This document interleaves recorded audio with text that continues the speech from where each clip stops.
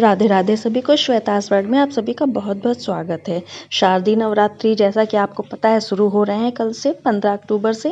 तो आइए जानते हैं कि माँ को प्रसन्न करने के लिए किस दिन कौन से कलर के वस्त्र पहने जिससे माता प्रसन्न हो। तो सभी लोगों ने माँ को प्रसन्न करने के लिए सारी तैयारियां कर ही ली होंगी। नवरात्रि के 9 दिनों में माता के 9 रूपों की अलग अलग पूजा होती, अलग अलग दिन पे होती है। तो माता को प्रसन्न करने के लिए अलग अलग दिनों के हिसाब से वस्त्र भी पहनने चाहिए। माता हम सभी की पूजा से प्रसन्न तो होंगी, अगर बताए गए रंगों के हिसाब से हम वस्त्र पहनेंगे तो माता उससे भी अधिक प्रसन्न होंगी और सबके भंडार खुशियों से भर देंगी, सुख संपदा देके जाएंगी और सभी के जीवन में खुशियां आएंगी। तो आइए जानते हैं नवरात्रि के 9 दिनों में हमें किस रंग के वस्त्र पहनने चाहिए जिससे माता हमसे अत्यधिक प्रसन्न हो। नवरात्रि का पहला दिन माता शैलपुत्री का होता है। इस दिन हमें पीले रंग के वस्त्र पहनने चाहिए। वस्त्र में आप साड़ी पहन सकते हैं या सूट पहन सकते हैं, जिसमें आपको सुविधा हो आप वही वस्त्र पहने। और ऊपर से आप चुनरी, लाल रंग की चुनरी जरूर ओढ़ लें अगर आप सूट पहनते हैं। पीले रंग के तो कई शेड होते हैं, तो आप उनमें से डार्क या लाइट कोई भी कलर पहन सकते हैं जो आपके पास आसानी से उपलब्ध हो।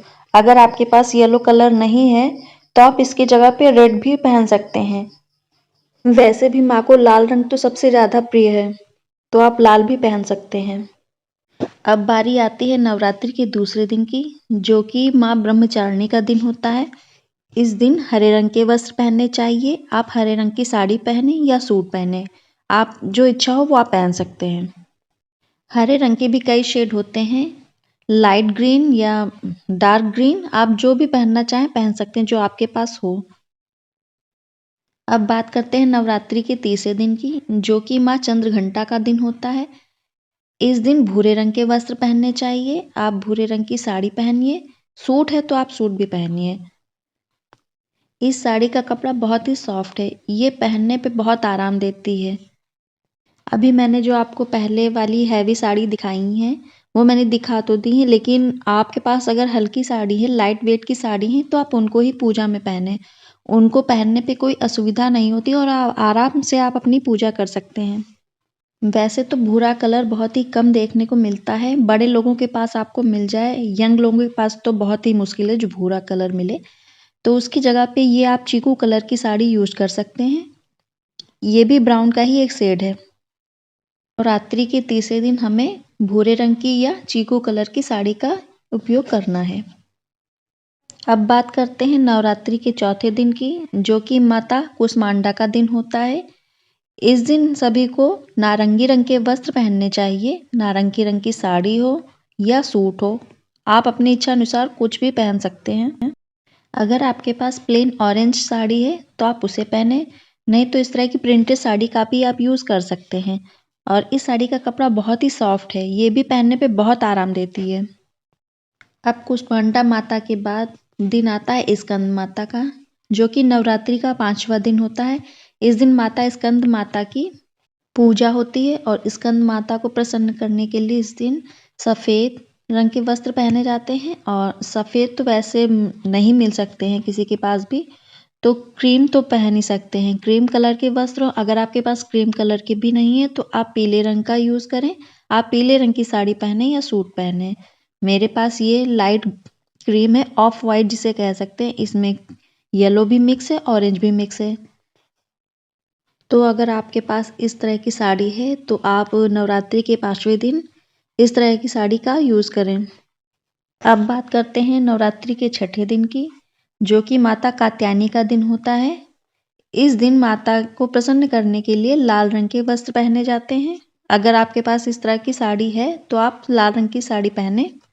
और देखिए, इस तरह की हैवी साड़ी से पूजा करने में मन भटकता है, ये लगता है कि साड़ी संभालें या पूजा करें, पूजा पे ध्यान भी नहीं पूरा लग पाता। तो हो सके तो आप लाइट वेट के ही कपड़े पहने, इस तरह की हैवी साड़ी का यूज़ ना करें पूजा में, जिससे आपका मन पूजा में लग सके। और अगर आप संभाल सकते हैं तो ज़रूर पहने। और अब बात करते हैं नवरात्रि के 7वें दिन की, जो कि माँ कालरात्रि का दिन होता है। इस दिन नीले रंग के वस्त्र धारण करने चाहिए। नीले में डार्क भी हो सकता है और लाइट भी हो सकता है।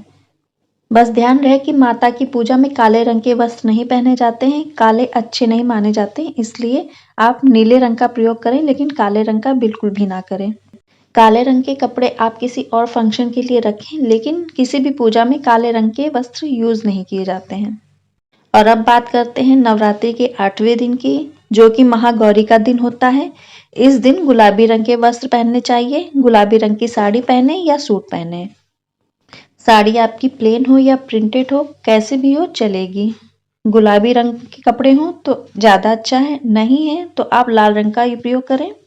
माता महागौरी की पूजा के बाद नवरात्रि के 9वें दिन सिद्धिदात्री माता की पूजा होती है, तो इस दिन बैंगनी रंग के कपड़े पहनने चाहिए। बैंगनी रंग में डार्क भी हो सकता है, लाइट भी हो सकता है, कुछ बैंगनी रंग प्याज के कलर में भी होता है, तो बैंगनी की कोई भी शेड आप यूज कर सकते हैं, जैसे भी आपके पास हो। तो इस तरीके से नवरात्रि के 9 दिनों में इन 9 रंगों का यूज करें और इन्हीं रंग के वस्त्र पहने। इससे माता बहुत जल्दी प्रसन्न होती हैं और आपकी जो भी मनोकामना हो माता अवश्य पूर्ण करेंगी। पूजा में कपड़े हमेशा साफ सुथरे पहने और धुले हुए पहने। पहने हुए कपड़े जिनको पहन के खाना खाया हो तो वो पूजा में बिल्कुल भी ना पहने, वो कपड़े जूठे माने जाते हैं। इसलिए आप साफ सुथरे धुले हुए कपड़े ही पूजा में पहने। और अगर आप पूजा में सूट पहन रही हैं और आपके पास इन रंगों में से कुछ रंग नहीं है आपके पास, तो किसी भी हल्के रंग के आप कपड़े पहनकर इस तरह की चुन्नी सर पे डाल सकती हैं। और माता की पूजा नहाकर स्वच्छ होकर साफ सुथरे कपड़े पहनकर 16 श्रृंगार करके ही करनी चाहिए और प्रसन्न चित्त होकर माता की पूजा करें। माता रानी आप सभी पर कृपा बनाए रखें। आपकी जो भी मनोकामना हो वो माता रानी जल्दी ही पूर्ण करें।